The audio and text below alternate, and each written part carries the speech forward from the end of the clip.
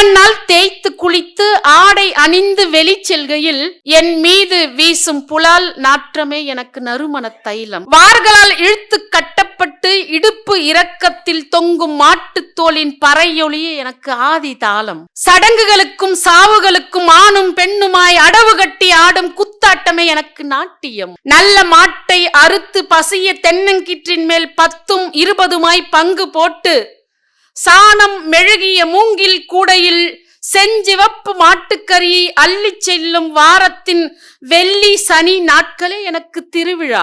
இதுவே என் கொண்டாட்டம், இதுவே என் திருவிழா, இதுவே என் வாழ்வு, இதுவே என் உணவு.